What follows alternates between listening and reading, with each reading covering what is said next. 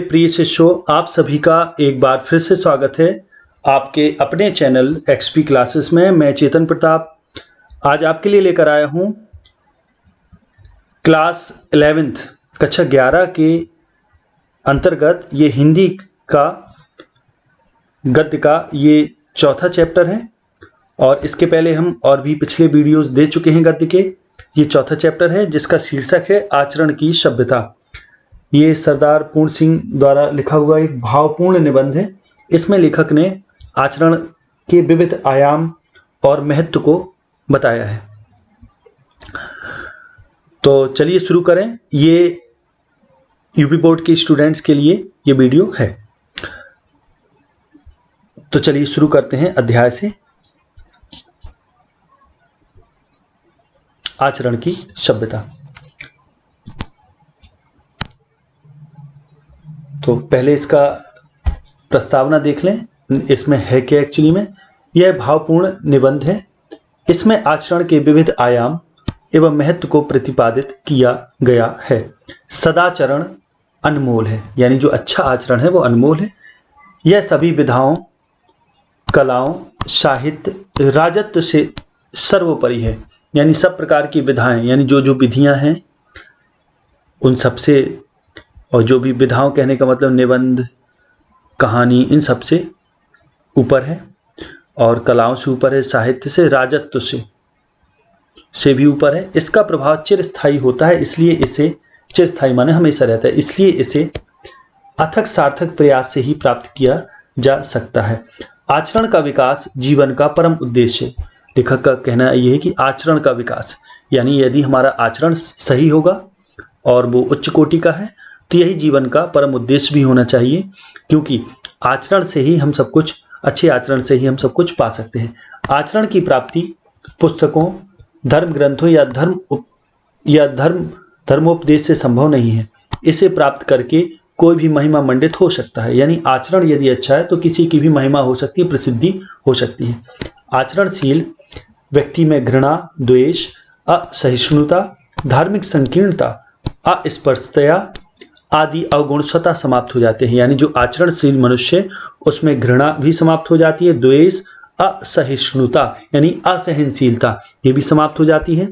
धार्मिक संकीर्णता यानी धर्म के प्रति जो कट्टरता का भाव होता है वो समाप्त हो जाता है। अस्पृश्यता यानी छुआछूत जैसी भावना भी समाप्त हो जाती है। आचरण की प्राप्ति से मानसिक संतुष्टि की प्राप्ति होती है, यानी यदि हमें आचरण सही है हमारा तो हमें मानसिक संतुष्टि मिलेगी। तो चलिए अब इस अध्याय को वास्तविक रूप से शुरू करते हैं।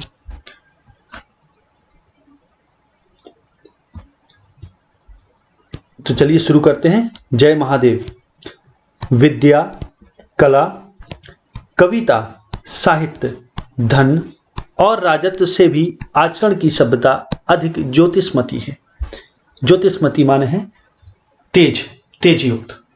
यानी अगर लेखक कहना है कि विद्या, कला, कविता, साहित्य, धन और राजत्व, राजत्व कहने का अर्थ है राजसी वैभव, से भी जो आचरण की सभ्यता है वो अधिक तेजयुक्त है।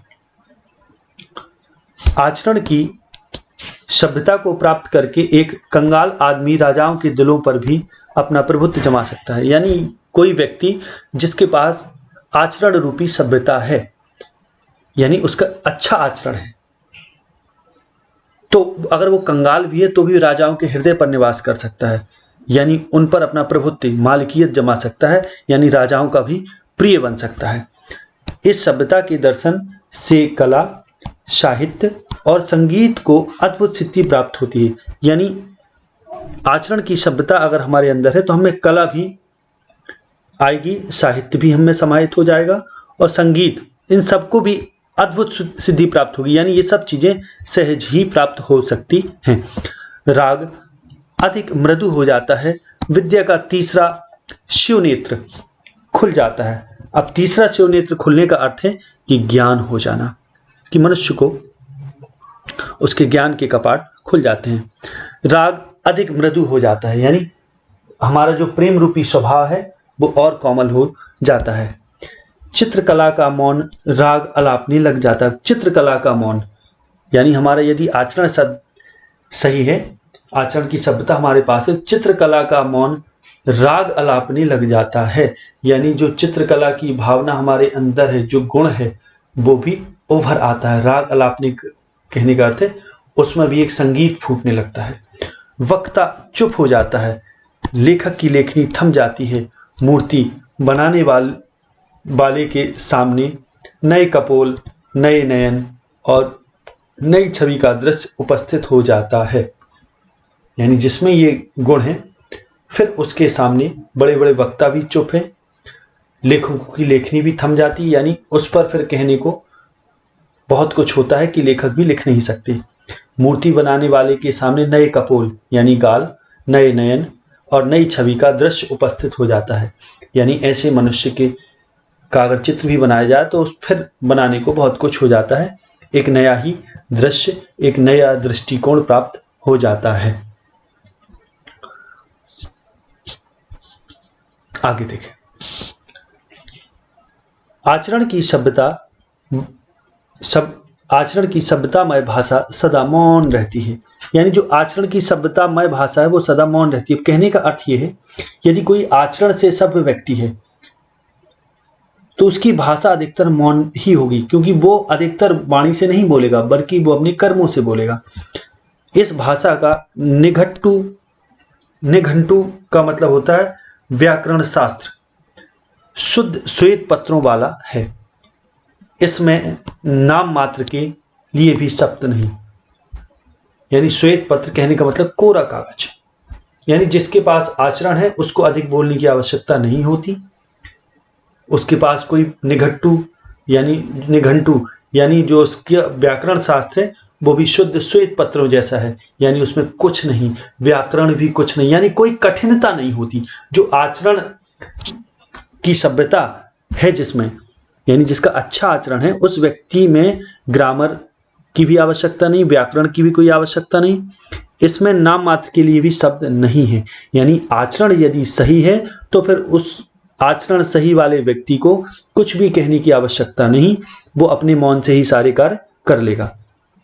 यह सभ्याचरण नाद करता हुआ भी मौन है और व्याख्यान देता हुआ भी व्याख्यान के पीछे छिपा है। यानी जो इस प्रकार का व्यक्ति है वह अगर नाद करता हुआ यानी कुछ बोलता हुआ भी है तो भी मौन है, मौन उसको समझना चाहिए, क्योंकि उसके बोलने में भी एक गुप्त संगीत है, एक नाद है, एक संगीत है। और फिर भी वो ऐसा संगीत जो शून्य में उपजता है, वो संगीत है। और व्याख्यान अगर कहीं भाषण भी दे रहा है तो उसके पीछे भी, व्याख्यान के पीछे भी एक रहस्य छिपा होता है। राग गाता हुआ भी राग के स्वर के भीतर पड़ा है। मृदु वचनों की मिठास में आचरण की सभ्यता मौन रूप में खुली हुई है। मृदु वचनों की मिठास में आचरण की सभ्यता मौन रूप से घुली हुई है। यानी जो आचरण से युक्त व्यक्ति होता है, अगर वो बोलता भी है तो कोमल बोलेगा, और उसके कोमल बोलने में, मृदु बोलने में, अच्छे बोलने में जो एक मौन की भाषा मुखरित होगी, यानी मौन की भाषा में ही वो बोलेगा जब भी बोलेगा। अब मौन की भाषा में बोलने का अर्थ है कि उसके शब्दों के पीछे एक मौन का संगीत छिपा होगा, एक आकर्षण, एक राग के सुर उसके भीतर पड़े होंगे। नम्रता, दया, प्रेम और उदारता सब के सब सभ्याचरण की भाषा के मौन व्याख्यान है। यानी अगर सभ्य आचरण की भाषा देखी जाए तो सब इसमें मौन के व्याख्यान है। कहने का अर्थ है कि उसमें दया होती है, नम्रता, प्रेम, उदारता, सब गुण ऐसे व्यक्ति में होते हैं। और ये सारे गुण जो हैं वो सभ्याचरण की ओर संकेत करते हैं, यानी अच्छे गुण हैं ये, और इनमें एक मौन व्याख्यान है। यानी ये गुण जिसमें भी होते हैं वह व्यक्ति कुछ ना बोलते हुए भी सब कुछ बोलता है। इसी को कहा गया है मौन व्याख्यान। मनुष्य के जीवन पर मौन व्याख्यान का प्रभाव चिरस्थायी होता है और उसकी आत्मा का एक अंग हो जाता है। यानी मौन व्याख्यान का अर्थ इधर यह है कि बिना बोले सब कुछ कह देना। तो बिना बोले अगर हम सब कुछ कहने की हमें क्षमता तभी हो सकती है जब हमारा स्वभाव नम्र हो, हमें दया का भाव हो, प्रेम हो, उदारता हो। तो फिर हमें हमारे वचनों में एक मिठास होगी, हमारे सुर में भी एक राग होगा और हमारे कुछ ना कहने में भी एक नाद होगा, एक संगीत होगा। और जिसके पास ये है तो समझिए उसकी भाषा में ग्रामर की कोई आवश्यकता नहीं, व्याकरण शास्त्र की आवश्यकता उसको नहीं है कि वो बड़े सुंदर सुंदर शब्दों में रच के वाक्यों को बोले, क्योंकि उसका आचरण ही एक मौन संगीत, एक मौन व्याख्यान है। और उसका जो प्रभाव होता है इस प्रकार के मौन व्याख्यान का, वो चिरस्थायी होता है, हमेशा रहता है और उसकी आत्मा का एक अंग होता है। आगे देखें।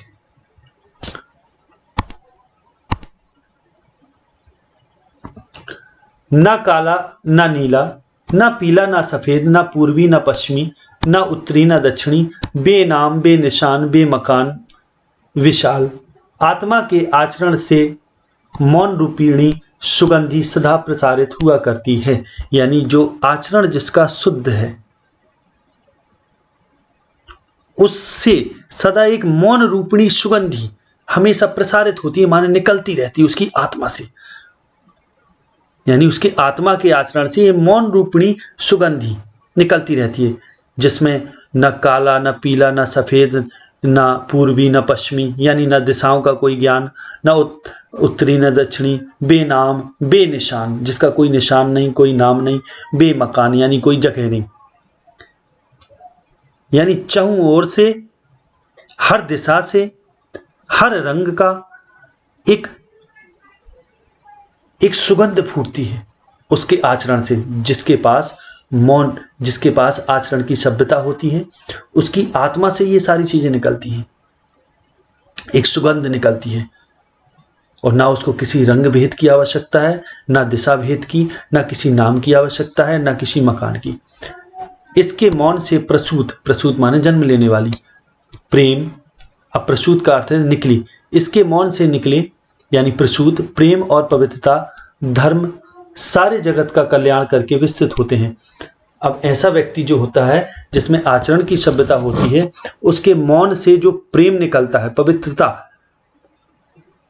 वो पवित्रता धर्म कहने का मतलब है एक सुंदर धर्म, पवित्र धर्म, जिसमें प्रेम हो, दया हो, नम्रता हो। तो ये सारे जगत का कल्याण करके विस्तृत होते हैं ये, और फिर फैल जाते हैं और पूरे विश्व का कल्याण करते हैं। इसकी उपस्थिति से मन और हृदय की ऋतु बदल जाती है। और इससे क्या होता है कि मन और हृदय की ऋतु बदल जाती है, माने चाल बदल जाती, स्वभाव बदल जाता है। तीक्ष्ण गर्मी से जले भुने व्यक्ति आचरण के काले बादलों की बूंदाबांदी से शीतल हो जाते हैं। यानी कोई अच्छा आचरण वाला व्यक्ति है तो उसके काले बादलों की बूंदाबांदी, अब काले बादलों की बूंदाबांदी का अर्थ यह है कि उसकी जो आचरण की बारिश है, सभ्य आचरण की जो बारिश है, उससे जो प्रेम निकलता है, जो कल्याण की भावना निकलती है, उस भावना से कोई जला भुना हुआ व्यक्ति भी है, तीक्ष्ण गर्मी से तपता हुआ व्यक्ति भी है, वो भी शीतल अनुभव करता है। मानसोत्पन्न शरद ऋतु से क्लेशातुर हुए पुरुष की सुगंधमय अटल वसंत ऋतु के आनंद का पान करते हैं। अब मानसोत्पन्न यानी मन से उत्पन्न, शरद ऋतु से क्लेशातुर, क्लेश आतुर माने दुख से व्याकुल या पीड़ित हुए पुरुष की सुगंधमय अटल वसंत ऋतु के आनंद का पान करते हैं। यानी मन से उत्पन्न जो शरद ऋतु से क्लेश आतुर हुए पुरुष, यानी शरद ऋतु से जो व्याकुल होते हैं, यानी मन रूपी शरद ऋतु से जो दुख से व्याकुल जो पुरुष हैं, उस आचरण की जो सुगंधमय अटल वसंत ऋतु है उसके आनंद का ये पान करते हैं। अर्थात उनको वसंत की झलक मिलती है शुद्ध आचरण से। आचरण के नेत्र के एक अश्रु से जगत भर के नेत्र भीग जाते हैं। यानी यदि सभ्य आचरण है तो हमारे एक अश्रु से संपूर्ण जगत के नेत्र भीग जाएंगे। यानी कहने का अर्थ है कि यदि हमने प्रेम भरे हमारे आंसू आ गए तो उससे पूरा जगत आनंदित हो जाएगा, पूरे जगत के आंसू प्रेमारूपी आनंद में भीग जाएंगे। आचरण के आनंद नृत्य से उन्मदिष्णु होकर वृक्षों और पर्वतों तक के हृदय नृत्य करने लगते हैं। यानी आचरण के आनंद नृत्य से उन्मदिष्णु होकर, यानी उन्माद होकर, पागल होकर, डूबकर, अगर आचरण सही है तो उसके आनंद नृत्य से वृक्ष और पर्वत तक के हृदय नृत्य करने लगते हैं। अर्थात एक शुद्ध आचरण वाला व्यक्ति अपने साथ एक हवा लेकर चलता है, और वह हवा ऐसी होती है कि जिससे वृक्ष और पर्वत तक की हृदय नृत्य करने लगते हैं। अब यहाँ के आचरण की सभ्यता को मैं यहाँ एक किसी व्यक्ति का उदाहरण लेके आपको समझा रहा हूं। इसको समझें कि आचरण की सभ्यता जिस व्यक्ति में होगी, जिसका आचरण सही होगा, वो अपने साथ एक सकारात्मक प्रभाव लेकर चलेगा, और उस सकारात्मक प्रभाव में केवल दुखी मनुष्य ही आनंदित नहीं होंगे, बल्कि वृक्ष और पर्वत ये तक आनंदित होंगे, इनके हृदय तक नृत्य करेंगे। आचरण के मौन व्याख्यान से मनुष्य को एक नया जीवन प्राप्त होता है। मौन व्याख्यान यानी आचरण यदि सही है तो आचरण से आचरण अपने आप में एक मौन वाणी है, और उससे मनुष्य को एक नया जीवन प्राप्त होता है। नए नए विचार स्वयं ही प्रकट होने लगते हैं। सूखे काष्ठ सचमुच ही हरे हो जाते हैं। काष्ठ माने लकड़ी, वे भी हरी हो जाती हैं। सूखे कूपों में जल भर जाता है। नए नेत्र मिलते हैं, यानी एक नई दृष्टि मिल जाती है, नए सोचने का तरीका। नए नेत्र मिलने का अर्थ ये है। और सूखे कूप में जल भर जाने का अर्थ ये है कि जिनका पत्थर दिल जो लोग होते हैं उनमें भी प्रेम प्रस्फुटित हो जाता है, खिल आता है। कुल पदार्थों के साथ एक नया मैत्री भाव फूट पड़ता है, और जितने भी पदार्थ हैं सबके साथ एक सामंजस्य का भाव, मैत्री का भाव आ जाता है, एक मधुरता आ जाती है। सूर्य, जल, वायु, पुष्प, पत्थर, घास, पात, नर, नारी और बालक तक में एक अश्रुत पूर्व सुंदर मूर्ति के दर्शन होते हैं।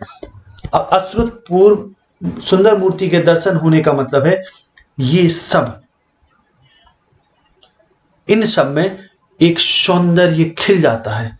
और फिर अगर आचरण रूपी सभ्यता है तो फिर हमें सर्व जगत सुंदर दिखाई देगा, चाहे वो सूर्य हो, चाहे वो जल हो, वायु हो, पुष्प हो, पत्थर हो, घास हो, पात हो, यानी पत्ती हो, नर, नारी, बालक, कोई भी हो, सब में एक अभूतपूर्व सौंदर्य हमें दिखाई देगा, और सभी हमें सुंदर लगने लगेंगे। मौन रूपी व्याख्यान की महत्ता इतनी बलवती, इतनी अर्थवती और इतनी प्रभाववती होती है कि उसके सामने क्या मातृभाषा, क्या साहित्य भाषा और क्या अन्य देश की भाषा, सब की सब तुच्छ प्रतीत होती है। अब लेखक का यहाँ अर्थ है कि जो मौन रूपी व्याख्यान है आचरण का, यानी आचरण की जो मौन रूपी शक्ति है, बोलने की मौन रूपी शक्ति, वो इतनी बलवान, इतनी अर्थवान और इतनी प्रभाववान होती है कि उसके सामने मातृभाषा, क्या मातृभाषा, यानी मातृभाषा की कोई कीमत नहीं। हम चाहे जितनी मातृभाषा में बात करें, चाहे साहित्यिक भाषा बोलें या किसी अन्य देश की भाषा ही बोले, सब तुच्छ प्रतीत है। यानी आचरण सर्वश्रेष्ठ है, वो मातृभाषा से भी श्रेष्ठ है, आचरण की सभ्यता साहित्य भाषा से भी और अन्य किसी देश की भाषा से भी। अन्य कोई भाषा दिव्य नहीं,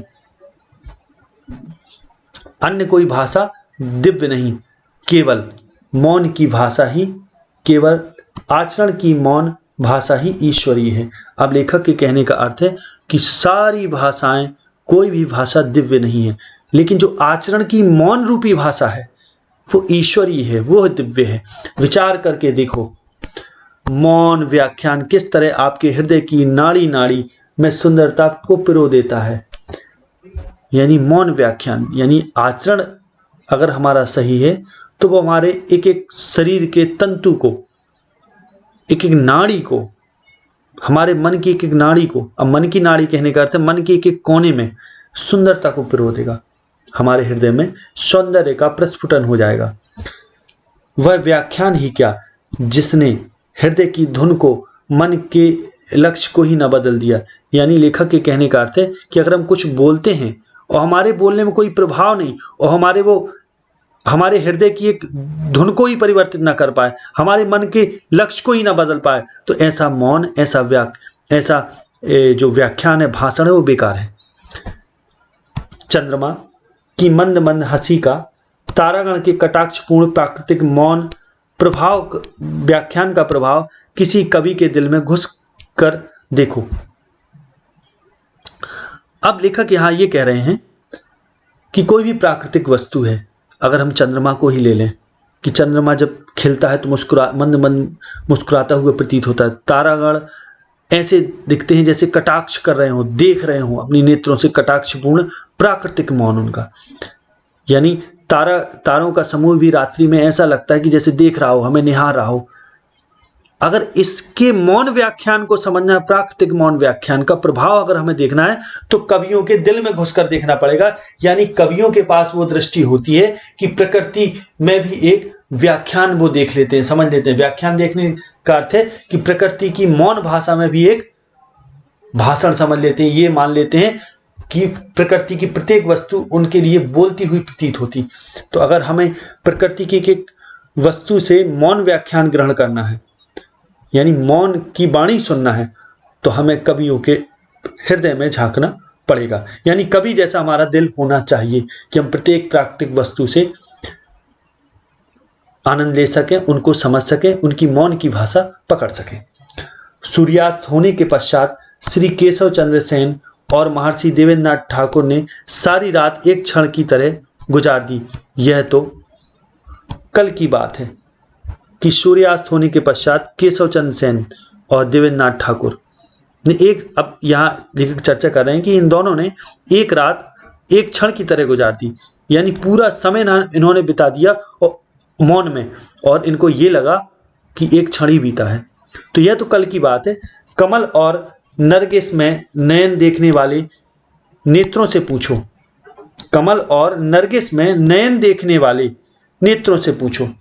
अब कई लोग ऐसे होते हैं जो फूलों में भी नेत्र खोज लेते कि उनके भी नेत्र हैं, फूल भी कहीं कुछ देख सकते हैं। तो जो ऐसे नेत्र हैं जो फूलों में भी नेत्र ढूंढ लेते, कमल और नरगिस में भी, तो लेखक कहते हैं तो उन नेत्रों से फिर पूछो कि मौन व्याख्यान की प्रभुता कितनी दिव्य है। अब लेखक यहां थोड़ा दार्शनिक बात कर रहे हैं, इसको समझिए सब लोग, कि कवि यहां लेखक प्रत्येक प्राकृतिक वस्तु में एक मौन व्याख्यान देखते हैं। मौन व्याख्यान का अर्थ यह है कि प्रत्येक प्राकृतिक वस्तु कुछ ना कहते हुए बहुत कुछ कहती है, कुछ ना देखते हुए भी अपने नेत्र रखती है और नेत्रों से देखती है।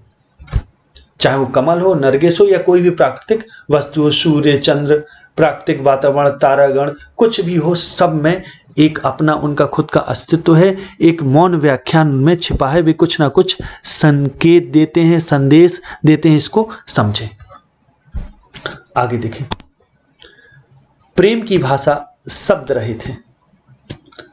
अब लेखक यहां बात करते हैं प्रेम की जो भाषा वो शब्द रहित है, यानी हम प्रेम को शब्दों में व्यक्त नहीं कर सकते। नेत्रों की, कपोलों की यानी गालों की, मस्तक की भाषा भी शब्द रहित है। जो हमारे मस्तिष्क की भाषा है, विचारों की भाषा है, वो भी शब्द रहित है। जीवन का तत्व भी शब्द से परे है। अब जीवन का तत्व यानी हमारे अंदर जो जीवन का रस है, आनंद है, जीवन रूपी जो तत्व है, हम में जो जीवन है, वो भी शब्दों से परे है, उसको शब्दों व्यक्त नहीं कर सकते। सच्चा आचरण, प्रभाव, शील, अचल स्थित संयुक्त आचरण ना तो साहित्य के लंबे व्याख्यानों से गढ़ा जा सकता है, न वेद की श्रुतियों के मीठे उपदेश से, न इंजील से, यानी इंजील का अर्थ है बाइबल, ईसाइयों का धर्म ग्रंथ, न बाइबल से, न कुरान से, न धर्म चर्चा से, न केवल सत्संग से।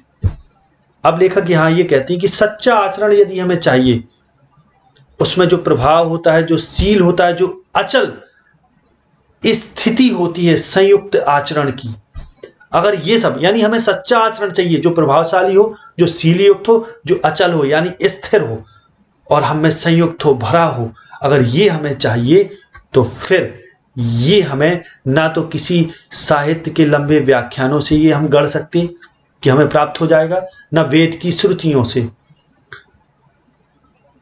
यानी वेद की श्रुतियां, यानी जो श्लोक वगैरह हैं उनके मीठे जो उपदेश है, ना वहां से हम ग्रहण कर सकते इस सच्चे आचरण को, ना इंजील से, इंजील माने ना बाइबल से, ना कुरान से, ना धर्म चर्चा से और ना सत्संग से। जीवन के अरण्य माने जंगल, वन में धसे हुए पुरुष के हृदय पर प्रकृति और मनुष्य के जीवन के मौन व्याख्यानों के यत्न से सुनार के छोटे और हथौड़े की मंद मंद चोटों की तरह आचरण का रूप प्रत्यक्ष होता है। अब लेखक ये कहते हैं कि जीवन के अरण्य में, अब जीवन रूपी जो ये वन है, जो ये हम जीवन जीते हैं, इसमें धसे हुए पुरुष के हृदय पर, यानी जो व्यक्ति इस जीवन को जीता है उसके हृदय पर प्रकृति और मनुष्य के जीवन के मौन व्याख्यानों के यत्न से, यानी जो प्रकृति का एक एक पदार्थ, एक एक वस्तु जो मौन व्याख्यान करती है उससे, और मनुष्य के जीवन के मौन व्याख्यानों से सुनार के छोटे और हथौड़े की मंद मंद चोटों की तरह आचरण का रूप प्रत्यक्ष होता है। कहने का अर्थ यह है कि जैसे सुनार हथौड़े की छोटी छोटी चोट से धीरे धीरे करके एक बेहतरीन आभूषण तैयार करता है, वैसे ही हमारा जीवन और प्रकृति की जितने भी तत्व हैं ये मनुष्य के हृदय पर अपने मौन व्याख्यानों से एक आचरण प्रकट करते हैं। और वो आचरण, यानी जो आचरण है वो किन्हीं किताबों से, किसी साहित्य से, किसी धर्मचर्चा से प्राप्त नहीं हो सकता, बल्कि वो तो हमें प्रकृति और जीवन के मौन व्याख्यानों से प्राप्त होता है। और धीरे धीरे ठीक उसी प्रकार से प्राप्त होता है जैसे सुनार जब छोटे छोटे धीरे धीरे हथौड़े से चोटें करता है और एक आभूषण तैयार करता है, वैसे ही ये हमें प्राप्त होता है। आगे देखें, बर्फ का दुपट्टा बांधे हुए हिमालय इस समय तो अति सुंदर, अति ऊंचा और अति गौरवान्वित महसूस होता है, परंतु प्रकृति ने अगणित शताब्दियों के परिश्रम से रेत का एक एक कण परमाणु समुद्र के जल में डुबो डुबो कर और उसको अपने विचित्र हथौड़े से सुडौल करके इस हिमालय के दर्शन कराए हैं। अब लेखक के कहने का अर्थ इधर समझे जरा। लेखक यहाँ ये कहना चाहते हैं कि प्रकृति में कोई भी वस्तु का निर्माण हो, चाहे वो पर्वत हो, कुछ भी हो, हर एक चीज बहुत सारे प्राकृतिक थपेड़ों को सहकर बनती है। अब जैसे हिमालय को ले लिया जाए, जो आज हमें बर्फ का दुपट्टा बांधे हुए प्रतीत होता है कि जैसे बर्फ से ढका होगा, और हमें अति सुंदर, बहुत ऊंचा और गौरवान्वित महसूस जिसको देखकर हम करते हैं, बड़ा ऊंचा हमें प्रतीत होता है, सुंदर दिखाई देता है, बर्फ से ढका हुआ दिखाई देता है, तो समझिए ये यूं ही नहीं दिखाई दे रहा। इसके लिए प्रकृति ने अगणित शताब्दियों से, यानी कोई गिनती नहीं है कितनी शताब्दियों से, कितने कई सौ वर्षों से रेत का एक एक कण समुद्र के जल में डुबो डुबो कर उसको अपने विचित्र हथौड़े से, हथौड़े कहने का अर्थ है प्रकृति की मार, प्रकृति की गढ़ने की शक्ति से धीरे धीरे सुडौल करके, यानी मजबूत करके उसको एक आकार में ढाल के फिर हिमालय के हमें दर्शन कराए, अर्थात हिमालय की रचना की। आचरण भी हिमालय की तरह एक ऊंचे कलश वाला मंदिर है।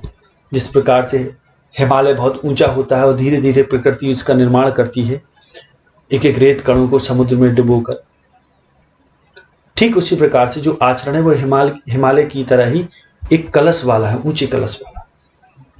यह वह आम का पेड़ है, आम का पेड़ नहीं जिसको मदारी एक क्षण में तुम्हारी आंखों में मिट्टी डालकर अपनी हथेली पर जमा दे। यानी आम का पेड़ नहीं है आचरण कि मदारी अपनी जादू का प्रयोग करके गद्दी में रख लेता है, तुरंत हथेली में ले आता है तुम्हारी आंखों में मिट्टी डाल कर, यानी धोखा करके।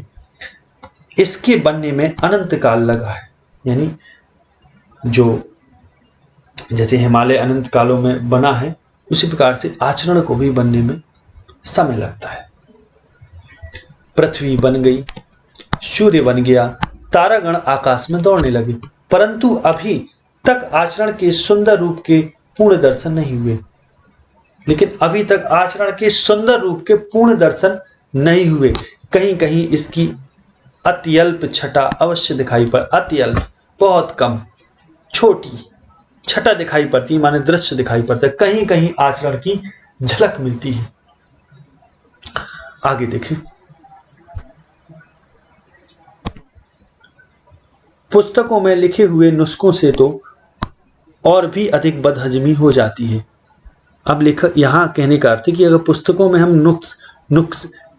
नुस्खे देखें जो आचरण को सुधारने वाले नुस्खे हों, जिसमें सलाह वगैरह दी जाती है, तो वे बदहजमी पैदा करते हैं। यानी कितना पढ़ोगे आप और दिमाग खराब हो जाएगा। ये बदहजमी कहने का अर्थ है मानसिक स्थिति खराब हो जाना। यानी लेखक के कहने का अर्थ है कि पुस्तकों से आचरण नहीं मिलता। सारे वेद और शास्त्र भी यदि घोलकर पी लिए जाएं तो भी आदर्श आचरण की प्राप्ति नहीं होती। आचरण प्राप्ति की इच्छा रखने वाले को तर्क वितर्क से कुछ भी सहायता नहीं मिलती। यानी जिसको आचरण चाहिए, अब वो कहे कि सारे वेद और शास्त्रों का अध्ययन भी कर ले, आचरण प्राप्त हो जाए तो नहीं होगा। और तर्क वितर्क भी अगर करे तो उससे भी कोई उसको मदद नहीं मिलेगी। शब्द और वाणी तो साधारण जीवन के चोचले हैं। यानी अगर शब्द और वाणी से हम आचरण प्राप्त करना चाहें तो ये साधारण जीवन के चोचले हैं, अर्थात दिखावे हैं। ये आचरण की गुप्त गुहा में नहीं प्रवेश कर सकते। गुप्त गुहा माने गुफा। जो आचरण का रहस्यमय दुनिया है उसमें ये शब्द और वाणी प्रवेश नहीं कर सकते, वहां इनका कुछ भी प्रभाव नहीं पड़ता।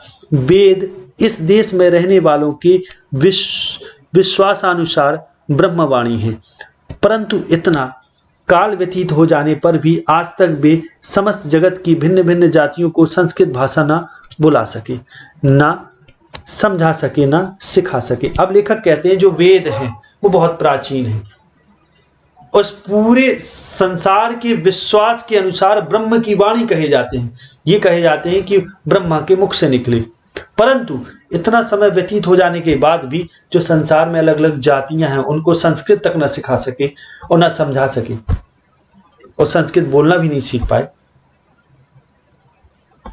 यह बात हो कैसे? ईश्वर तो सदा मौन है। कि अब अगर वेदों का हम सार्थकता भी देखें तो ये सार्थकता भी कैसी, क्योंकि ईश्वर तो सदा मौन है, ईश्वर तो बोलता नहीं। यानी जो वास्तविक ज्ञान है वो मौन से ही उपजता है। लेखक के कहने का अर्थ ये है कि भले ही वेदों के माध्यम से ईश्वर ने, ब्रह्म ने बोला हो, लेकिन वास्तविक जो वाणी है वो मौन ही है। ईश्वरी मौन शब्द और भाषा का विषय नहीं। यानी ईश्वरी मौन को हम शब्द और भाषा में नहीं नाप सकते। वह केवल आचरण के कान में गुरु मंत्र फूंक सकता है। वह केवल क्या कर सकता है? ईश्वरी मौन शब्द और भाषा जो है वो आचरण के कान में गुरु मंत्र फूंक सकता है।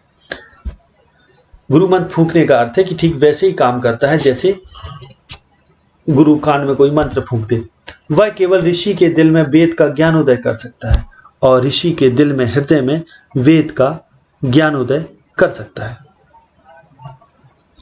जो ईश्वरी मौन है वह वैसे ही है जो आचरण के कान में, जैसे गुरु कोई मंत्र फूंकता है वैसे कोई मंत्र फूंक दिया जाए और वो ईश्वरी मौन ऋषि के दिल में वेदों का ज्ञानोदय कर सकता है, अर्थात वेद का ज्ञान डाल सकता है। किसी का आचरण वायु के झोंके से हिल जाए तो हिल जाए, परंतु साहित्य और शब्द की गोलंदाजी और आंधी से उसके सिर के एक बाल तक का बांका ना होना एक साधारण बात है। कि जो ईश्वरीय मौन है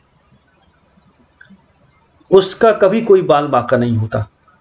चाहे साहित्य में जितनी और शब्दों की चाहे जितनी गोलंदाजी की जाए, माने कितनी अच्छे अच्छे शब्द लिए जाएं, यानी अगर किसी के आचरण के वायु के झोंके से, यानी आचरण से कोई किसी का भी झोंके से कुछ भी हिल सकता है।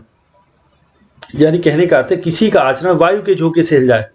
यहाँ वायु के झोंके से हिलने का अर्थ है कि अगर किसी के प्रभाव से किसी का आचरण थोड़ा बहुत इधर उधर हो जाए, परंतु अगर साहित्य और शब्दों की गोलंदाजी की जाए, माने हेर फेर किया जाए, शब्दों का मिलाना या शब्दों का हटाना, यानी शब्दों की माया से अगर काम चलाया जाए, तो फिर जो मौन है, ईश्वरी मौन, उसका तो बाल बांका नहीं हो सकता। यानी जो आचरण का मौन व्याख्यान है उसका कुछ भी नहीं हो सकता, कभी उसका कोई हानि नहीं हो सकती।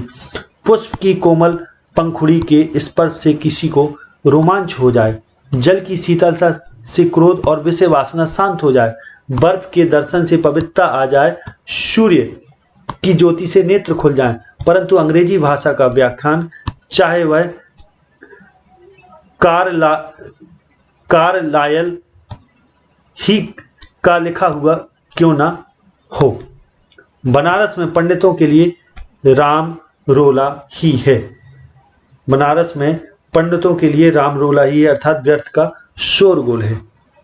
लेखक कहते हैं कि पुष्प की कोमल पंखुड़ी के स्पर्श से किसी को रोमांच हो जाए, कि जैसे पुष्पों की कोमल पंखुड़ी है, हो सकता कोई उसको स्पर्श करे और उसको रोमांच हो जाए, यानी रोम रोम उसका प्रफुल्लित हो जाए।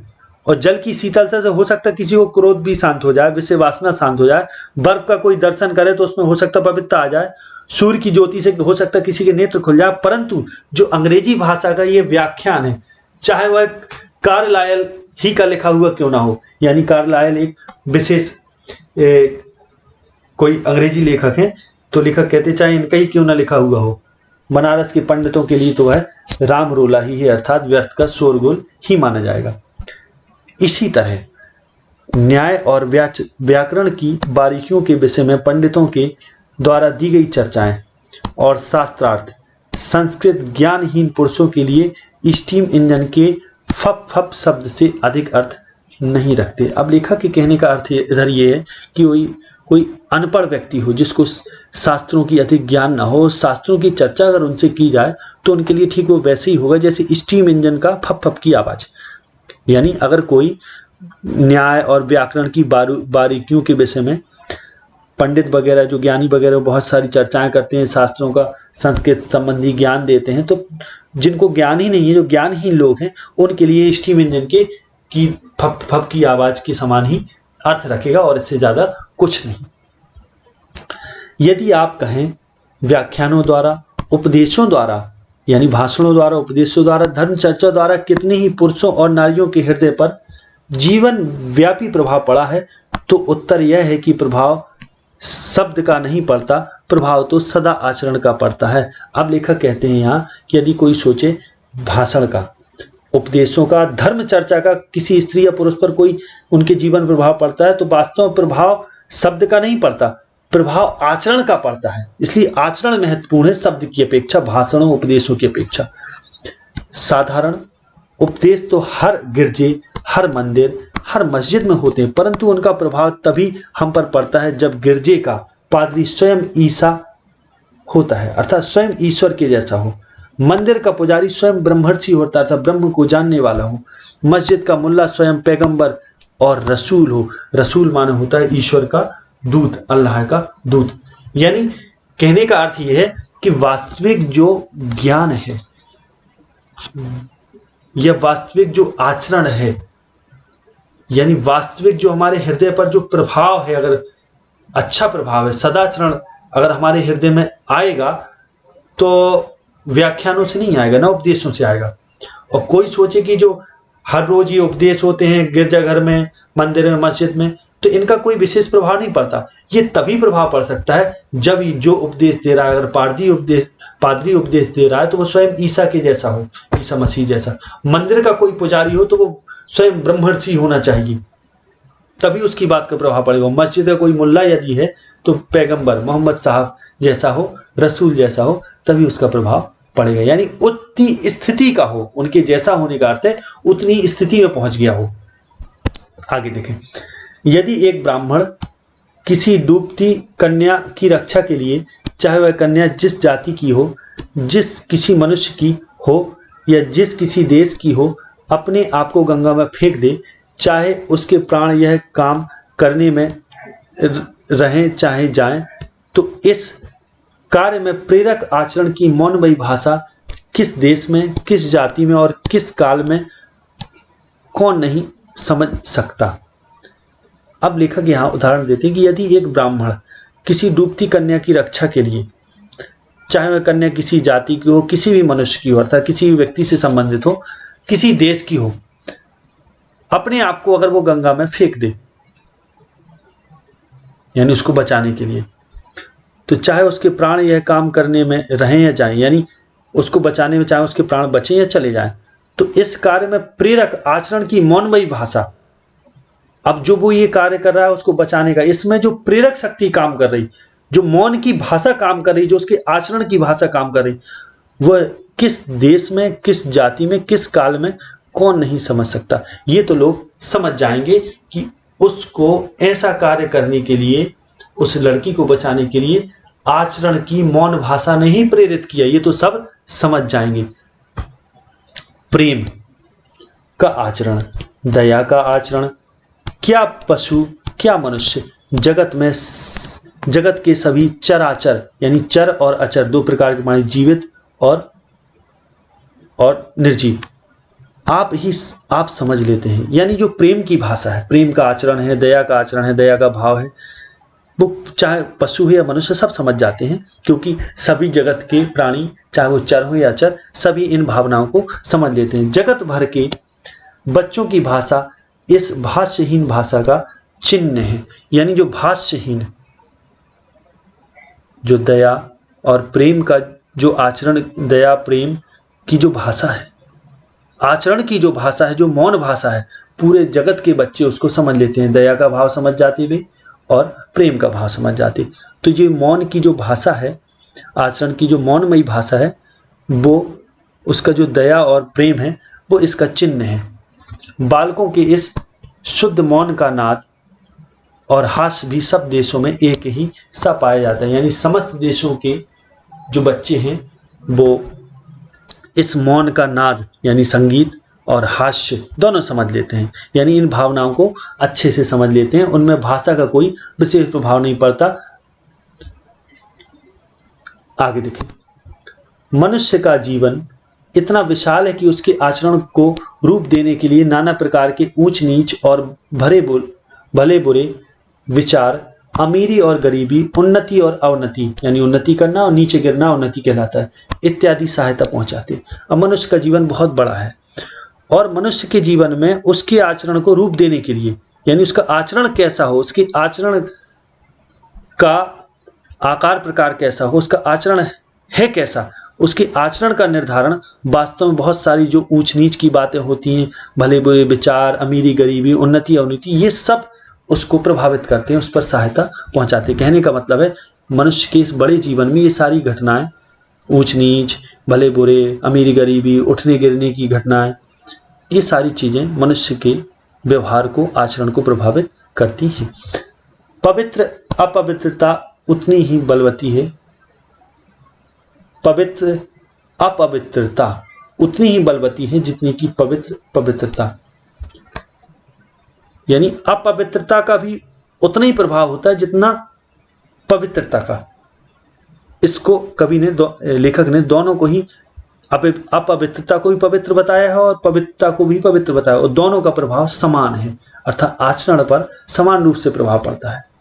पवित्रता का और अपवित्रता का दोनों ही आचरण को प्रभावित करती है अपने अपने तरीके से। पवित्रता उसको सकारात्मक रूप से प्रभावित करती है और अपवित्रता नकारात्मक रूप से।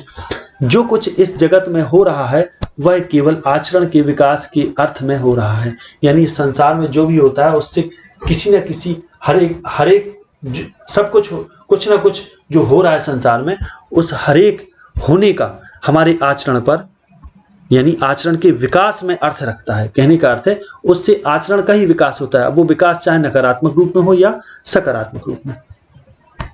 अंतरात्मा वही काम करती है जो बाह्य पदार्थों के संयोग का प्रतिबिंब होता है। यानी अंतरात्मा भी वही काम करती है जो बाह्य पदार्थों के संयोग का प्रतिबिंब होता है। यानी बाहर जो दिखाई देता है उसी की छाप हमारे अंतर्मन में पड़ती है और हमारी अंतरात्मा वैसे ही कार्य करती है, जिसको हम पवित्र आत्मा कहते हैं।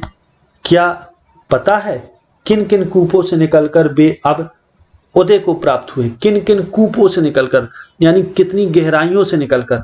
अब यानी जिनको हम पवित्र आत्मा या महान लोग कहते हैं, पता नहीं किन किन कूपों से निकले, किन किन कठिनाइयों से गुजर कर। कूप कहने का अर्थ है, कूप माने होता है कुआं, यानी कितनी कठिनाइयों से निकलकर वो अब उदय हुए हैं, यानी उनका विकास हुआ है। जिनको हम धर्मात्मा कहते हैं, क्या पता है किन किन अधर्मों को करके वे धर्म ज्ञान को पा सके।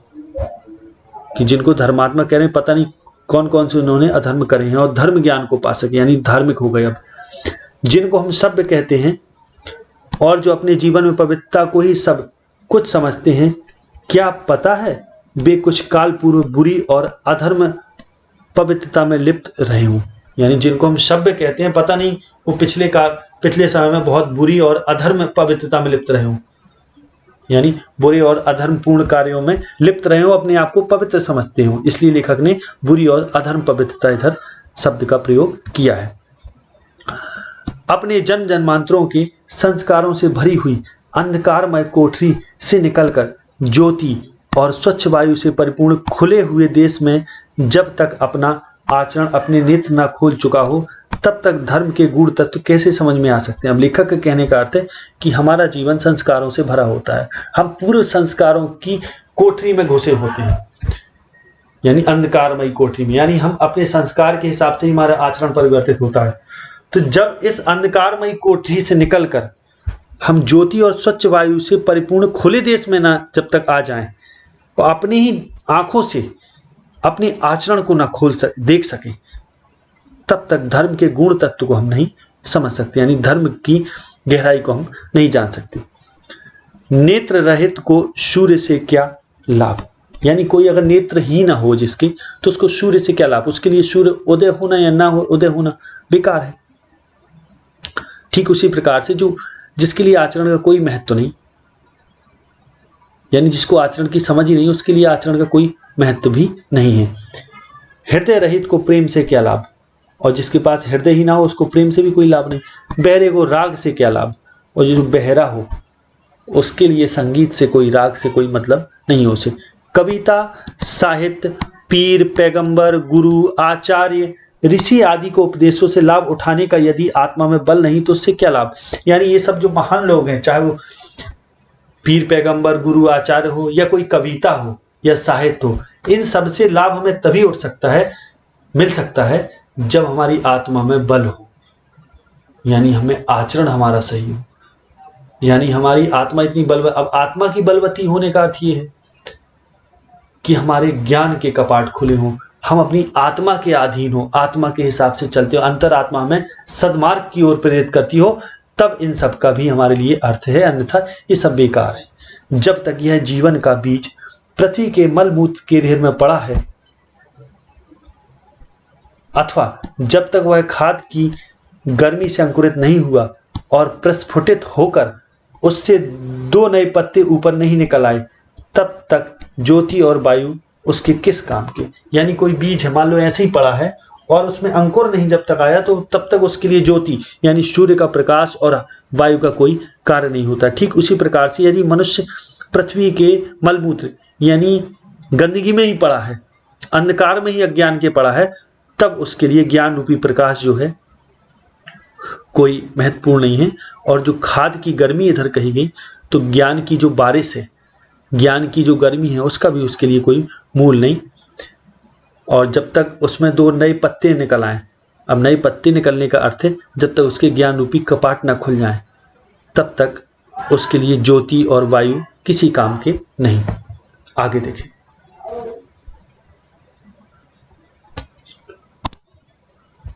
वह आचरण जो धर्म संप्रदायों के अनुचरित शब्दों को सुनाता है, हम में कहा, यानी वह आचरण जो धर्म संप्रदायों के अनुच्चारित शब्दों को सुनाता है, यानी वे शब्द जिनको उच्चारण किया जाए, अगर उनको आचरण सुनाता है या उस आचरण से उन शब्दों का पता चलता है, तो हम में वो नहीं है। हम में वो कहाँ, जब वही नहीं तब फिर क्यों ना ये संप्रदाय हमारे मानसिक महाभारतों के कुरुक्षेत्र बने।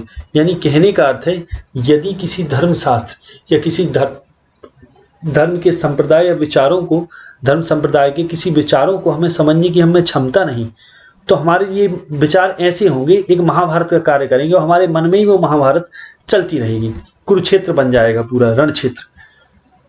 क्यों ना अप्रेम, अपवित्रता, हत्या, अत्याचार इन संप्रदायों के नाम से हमारा खून करें। क्यों ना अप्रेम, अपवित्रता, हत्या, अत्याचार इन संप्रदायों के नाम से हमारा खून करें। तो यदि हमें फिर समझ नहीं है तो ये संप्रदाय फिर हमारे लिए हमारे खून कर रहे, अपने अप्रेम से, अपवित्रता से, हत्या से, अत्याचार से। और फिर ये जो संप्रदाय हैं और इनका जो ज्ञान है वो हमारे लिए महाभारत ही है, समझो, उससे अधिक नहीं। कोई भी संप्रदाय आचरण रहित पुष्पों के लिए कल्याणकारक नहीं हो सकता। आचरण रहित पुरुषों के लिए कल्याणकारक नहीं हो सकता, यानी कोई भी संप्रदाय है, अगर उस संप्रदाय में कोई ज्ञान वाली बात है और ऐसे व्यक्ति को वो ज्ञान मिल रहा है जिसके पास कोई आचरण नहीं, तो फिर उसके लिए कोई वो कल्याणकारी सिद्ध नहीं होगा, विनाशकारी सिद्ध हो सकता है। और आचरण वाले पुरुषों के लिए सभी धर्म संप्रदाय कल्याणकारक है। और लेखक यहाँ कह रहा है लेकिन जो आचरण वाला व्यक्ति है उसके लिए समस्त धर्म कल्याणकारी है, उसके लिए कोई धर्म ऐसा नहीं है जो कल्याणकारी ना हो। सच्चा साधु धर्म को गौरव देता है, धर्म किसी को गौरवान्वित नहीं करता है। जो सच्चा साधु धर्म को गौरव देता है, यानी सच्चे साधु से धर्म ऊपर उठता है, जबकि धर्म किसी को सच्चा साधु नहीं बनाता। इस बात को ध्यान रखें, यानी आचरण से ही मनुष्यता ऊपर उठती है, धर्म ऊपर उठता है। आगे देखिए, आचरण का विकास जीवन का परम उद्देश्य। आचरण का विकास यानी अगर हमें आचरण का हम विकास कर लें, आचरण को आगे बढ़ा लें, तो ही हमारा जीवन का उद्देश्य सफल हो जाएगा। यानी आचरण को विकसित करना ही जीवन का उद्देश्य होना चाहिए, परम उद्देश्य होना चाहिए। आचरण के विकास के लिए नाना प्रकार की सामग्रियों का जो संसार संभूत यानी संसार में उत्पन्न, संभूत माने उत्पन्न, संसार संभूत शारीरिक, प्राकृतिक, मानसिक और आध्यात्मिक जीवन में वर्तमान है। यानी संसार यानी आचरण के विकास के लिए विभिन्न सामग्रियों की जरूरत है जो संसार में उत्पन्न है, जैसे चाहे वो शारीरिक, प्राकृतिक, मानसिक, आध्यात्मिक जीवन में वर्तमान है। ये सब चीज यानी संसार में उत्पन्न वे सारी सामग्री यानी वे सारी आवश्यक वस्तुएं जो हमारे आचरण के विकास के लिए आवश्यक हैं, वे हमारे शरीर में विद्यमान है, प्रकृति में विद्यमान है, मन में विद्यमान है, आध्यात्मिक जीवन में सब जगह मौजूद हैं। उन सब की यानी सबका क्या एक पुरुष और क्या एक जाति के आचरण के विकास के साधनों के संबंध में विचार करना होगा। अब लेखक कहते हैं कि अगर आचरण के विकास की बात की जाए तो क्या किसी एक पुरुष के विकास की बात की जाएगी, ये एक जाति के, या अगर इन चीज़ों की बात की जा रही जो ये सामग्रियां हैं जिससे आचरण का विकास होता है, तो क्या किसी एक पुरुष या एक जाति के लिए भर इनका संबंध होना चाहिए, इस मध्य में ही इसका विचार किया जाए? नहीं, ये सबके लिए हो। आचरण के विकास के लिए जितने कर्म हैं उन सबको आचरण के संगठनकर्ता धर्म के अंग मानना पड़ेगा। अब लेखक का कहने का अर्थ है आचरण के विकास के लिए जितने कर्म हैं यानी जिन जिन चीजों से, जिन जिन कार्यों से, कर्मों से आचरण का विकास होता है, उन सब कर्मों को आचरण के संगठनकर्ता धर्म के अंग मानना पड़ेगा। यानी वो धर्म जो आचरण को संगठित करता है, फिर वे कर्म उस आचरण के संगठनकर्ता धर्म के अंग माने जाएंगे। चाहे कोई कितना ही बड़ा महात्मा क्यों ना हो, वह निश्चित पूर्वक यह नहीं कह सकता है कि यूं ही करो और किसी तरह नहीं। यानी कोई भी कितना ही महान क्यों ना हो, वह अपनी बात को थोप नहीं सकता कि ऐसे ही किसी चीज को करो और ऐसे नहीं। आचरण की सभ्यता की प्राप्ति के लिए वह सबको एक पथ नहीं बता सकता। यानी जो महान पुरुष है, अगर वो सोचे कि अपने ही मार्ग से केवल चलाना चाहे और ये कहे कि यही एकमात्र पथ है विकास का, तो ये भी नहीं स्वीकार किया जाएगा। आचरणशील महात्मा स्वयं भी किसी अन्य की बनाई हुई सड़क से नहीं आया, उसने अपनी सड़क स्वयं ही बनाई। यानी जो आचरणशील महात्मा है, यानी जो आचरण को प्राप्त हो गया, जिसका आचरण विकसित हो गया, ऐसा कोई महात्मा है तो वो अपनी ही मार्ग से आया है। यानी उसने अपना पथ स्वयं निर्धारित किया, दूसरे के पथ पर नहीं चला। तो फिर वो ये कैसे कह सकता है कि जो मैं पथ बता रहा हूं वही श्रेष्ठ है, अन्य श्रेष्ठ नहीं। इसी से उसके बनाए हुए रास्ते पर चलकर हम भी अपने आचरण को आदर्श के ढांचे में नहीं ढाल सकते। यानी फिर यह भी आवश्यक नहीं है कि हम उसी के मार्ग पर चलकर अपने आचरण को एक ढाल दे सकें, एक विकास दे सकें, यह आवश्यक नहीं है। हमें अपना रास्ता अपने जीवन की कुदाली की एक एक चोट से दिन रात बनाना पड़ेगा। जीवन की कुदाली कहने का अर्थ है कि जीवन जी के हमें अपना खुद का रास्ता बनाना पड़ेगा। जीवन की कुदाली मतलब जीवन में जो जो घटनाएं हमारे साथ हो उनसे हमें सीख लेना पड़ेगी और आगे बढ़ना पड़ेगा और उसी पर चलना भी पड़ेगा। हर किसी को अपने देश कालानुसार राम प्राप्ति के लिए अपनी नैया आप ही बनानी पड़ेगी। राम प्राप्ति और आप ही चलानी भी पड़ेगी। अब हर किसी को अपने देश और कालानुसार, आप कोई भी व्यक्ति हो वो अपने देश और काल के अनुसार यानी समय के अनुसार उसको राम प्राप्ति करने के लिए यानी मोक्ष प्राप्त करने के लिए उसको अपनी खुद ही नैया आप ही बनानी पड़ेगी। यानी उसको आचरण अपना खुद विकसित करना पड़ेगा और खुद स्वयं ही उसे चलाना भी पड़ेगा। आगे देखें, यदि मुझे ईश्वर का ज्ञान नहीं तो ऐसे ज्ञान ही से क्या प्रयोजन। जब तक मैं अपना हथौड़ा ठीक ठाक चलाता हूं और रूपहीन लोहे को तलवार के रूप में गढ़ देता हूं तब तक मुझे यदि ईश्वर का ज्ञान नहीं तो नहीं होने दो। अब लेखक कहने का अर्थ है कि यदि मुझे ईश्वर का ज्ञान नहीं है तो फिर जो भी मेरे पास ज्ञान है उस ज्ञान से मुझे कोई प्रयोजन भी नहीं, यानी कोई मतलब नहीं है। उस ज्ञान से क्या प्रयोजन, क्या मतलब, क्या अर्थ है। और जब तक मैं अपना हथौड़ा ठीक ठाक चलाता हूँ और रूपहीन लोहे को तलवार के रूप में गढ़ देता हूँ, यानी मुझ में इतनी क्षमता है कि मैं रूपहीन लोहा यानी टेढ़े लोहे को या आकारहीन लोहे को एक तलवार में गढ़ देता हूँ, तब तक मुझे यदि ईश्वर का ज्ञान नहीं तो नहीं होने दो। यानी तब तक जब तक मुझ में क्षमता है आगे बढ़ने की, अगर मुझे तब तक ईश्वर का ज्ञान भी नहीं है तो कोई दिक्कत नहीं, ना होने दो। उस ज्ञान से मुझे प्रयोजन ही क्या, उस ज्ञान का मेरे लिए कोई अर्थ भी नहीं है, कोई मतलब नहीं। जब तक मैं अपना उद्धार ठीक और शुद्ध रीति से किए जाता हूँ तब तक यदि मुझे आध्यात्मिक पवित्रता का भान नहीं होता तो ना होने दो। यानी जब तक मैं अपना जीवन चला रहा हूँ और चल रहा है, अगर तब तक मुझे ईश्वर की आध्यात्मिक पवित्रता का कोई ज्ञान नहीं तो ना होने दो, तो ना होने दो। उससे सिद्धि ही क्या हो सकती है, यानी फिर उससे कोई सफलता भी नहीं मिल सकती। जब तक किसी जहाज के कप्तान के हृदय में इतनी वीरता भरी हुई है कि वह महाभयानक समय में अपने जहाज को नहीं छोड़ता, तब तक यदि वह मेरी ओर दृष्टि में शराबी और स्त्रैण है तो उसे वैसा ही होने दो। अब लेखक कहते हैं कि जब तक किसी जहाज का कोई कप्तान के हृदय में इतनी भी वीरता है कि महाभयानक समय में यानी संकट के समय में भी यदि जहाज को वो नहीं छोड़ता, और तब तक अगर मैं उसको बुरा समझता हूँ, शराबी समझूं, स्त्रैण समझूं, स्त्री लोलुप समझूं यानी स्त्रियों को ज़्यादा पसंद करने वाला समझूं, तो होने तो क्या दिक्कत है। उसकी बुरी आदतों से हमें प्रयोजन ही क्या है, यानी उसमें जो गुण है वो बुरी आदतें हैं, बने रहने दो, कोई अर्थ नहीं। अर्थ केवल इस बात में है कि वो कम से कम अपना कार्य कर तो रहा। आंधी हो, बर्फ हो, बिजली की कड़क हो, समुद्र का तूफान हो, वह दिन रात आंख खोले अपने जहाज की रक्षा के लिए जहाज के पुल पर घूमता हुआ अपने धर्म का पालन करता है।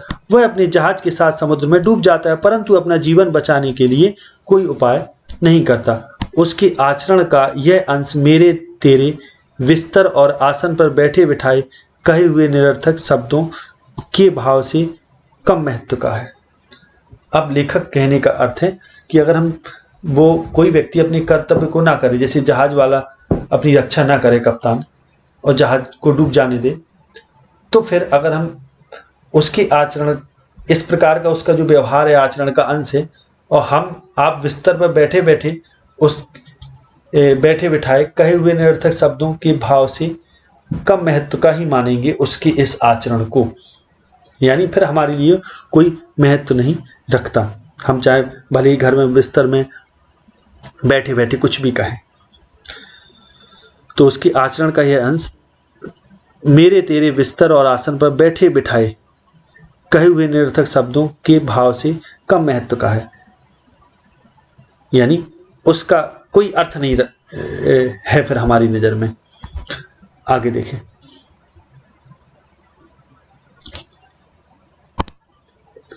ना मैं किसी गिरजे में जाता हूं और ना किसी मंदिर में, ना मैं नमाज पढ़ता हूं और ना रोजा ही रखता हूं, ना संध्या ही करता हूं। संध्या करने का अर्थ है पूजा करना, और ना ही कोई देवी देवता की पूजा करता हूं।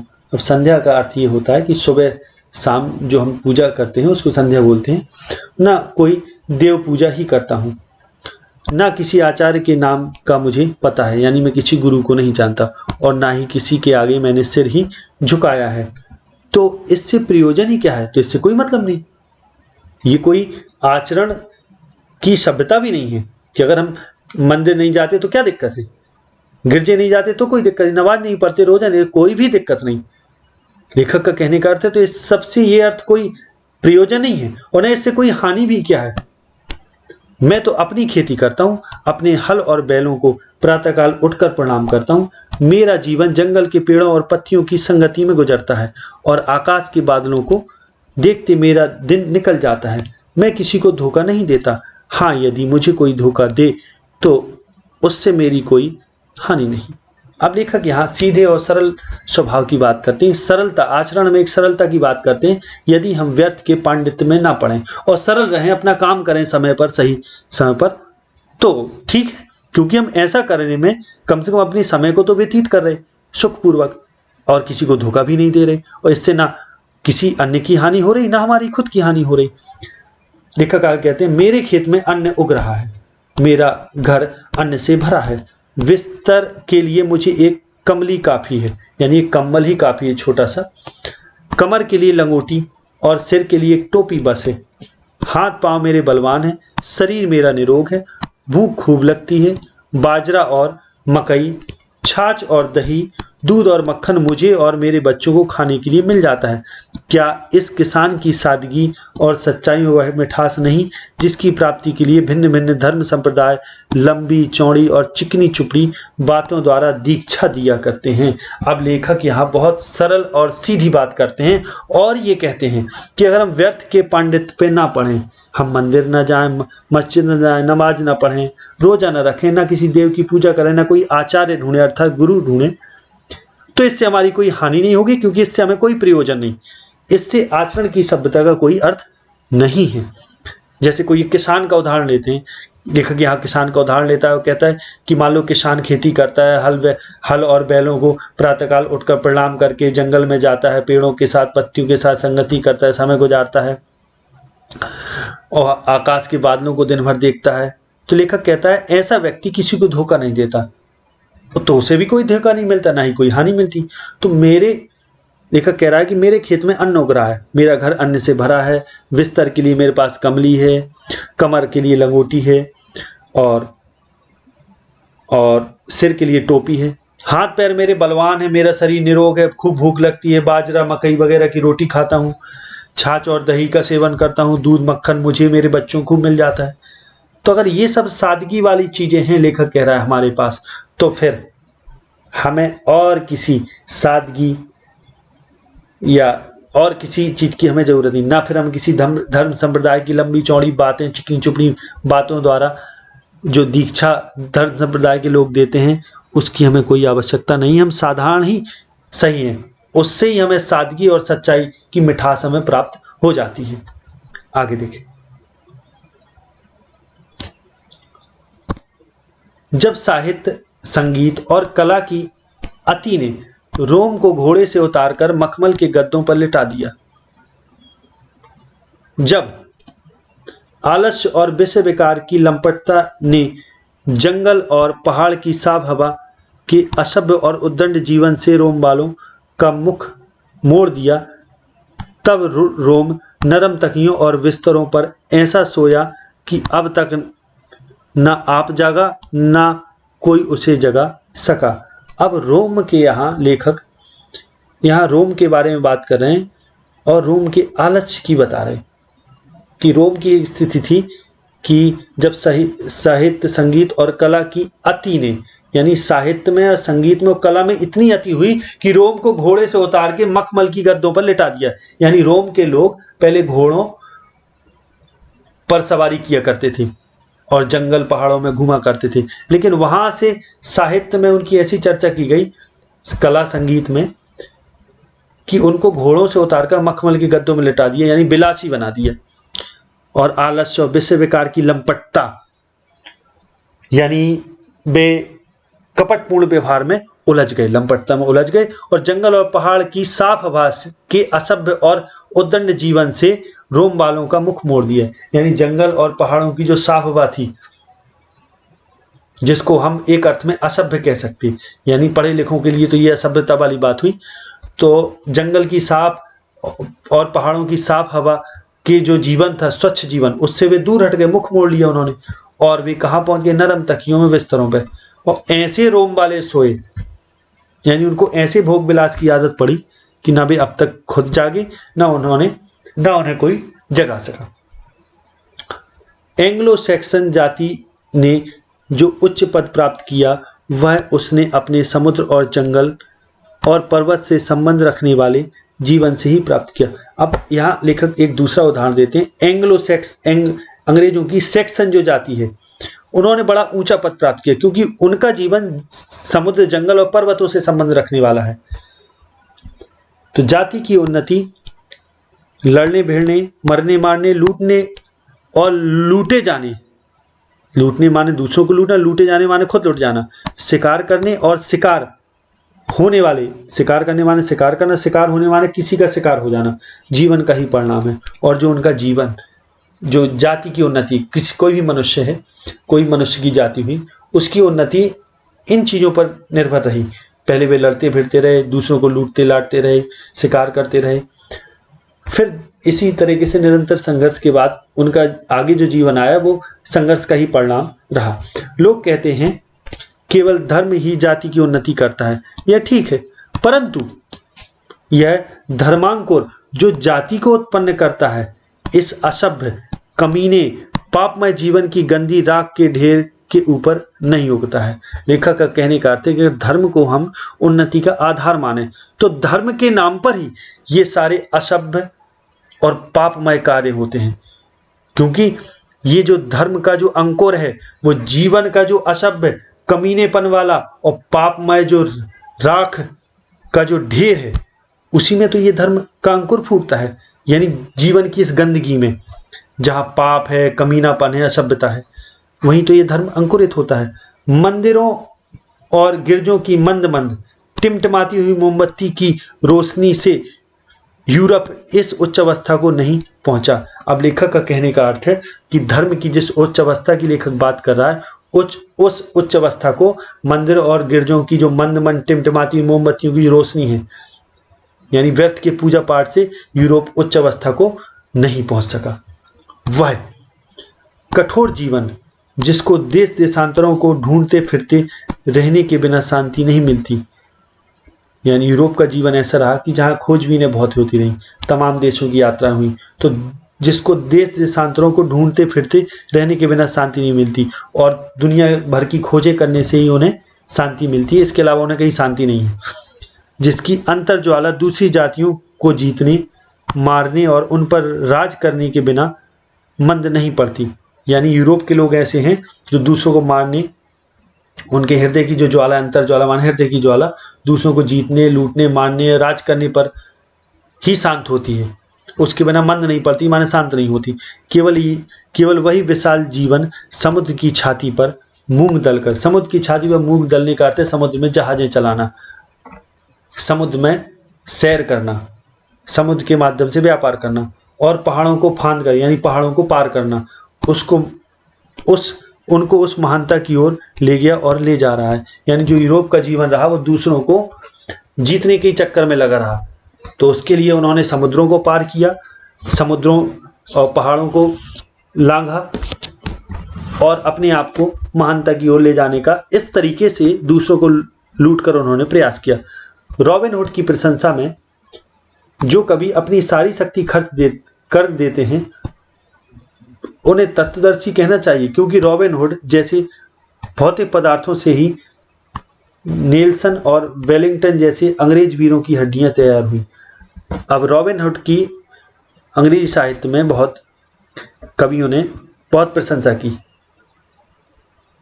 और लेखक कहता है, व्यंग्य करती हूँ कि उन कवियों को तत्वदर्शी समझना चाहिए, क्योंकि उन जैसे कवियों ने रॉबिन हुड की जो प्रशंसा की, क्योंकि रॉबिन हुड जैसे भौतिक पदार्थों से ही, यानी रॉबिन हुड को भौतिक पदार्थ का ही यहाँ सूचक बताया, क्योंकि इनसे ही नेल्सन और वेलिंगटन जैसे अंग्रेज वीरों की हड्डियां तैयार हुई। यानी ये लोग रॉबिन हुड से ही इन लोगों ने प्रेरणा पाई और ये लोग आगे बढ़े। आज लड़ाई के आजकल के सामान, गोला बारूद, जंगी जहाज और तिजारती बेड़ों, यानी जो समुद्री बेड़े होते, तिजारती बेड़ों आदि को देखकर यह कहना पड़ता है कि इनसे वर्तमान सभ्यता से भी कहीं अधिक उच्च सभ्यता का जन्म होगा। यानी इनको देखकर ऐसा लगता है कि इनसे जो वर्तमान में भी सभ्यता नहीं है उससे भी उच्च सभ्यता का जन्म होगा। आगे देखें, धर्म और आध्यात्मिक विद्या के पौधे को ऐसी आरोग्यवर्धक भूमि देने के लिए जिसमें वह प्रकाश और वायु में सदा खिलता रहे, सदा फूलता रहे, सदा फलता रहे, यह आवश्यक है कि बहुत से हाथ एक अनंत प्रकृति के ढेर को एकत्र करते रहें। अब धर्म और आध्यात्मिक विद्या के पौधे को ऐसी आरोग्यवर्धक भूमि देने के लिए, यानी धर्म और आध्यात्मिक विद्या का पौधा खिल सके तो उसको ऐसी भूमि देने के लिए जहां वो खिल सके, जिसमें वह प्रकाश और वायु से सदा खिलता रहे, फूलता रहे।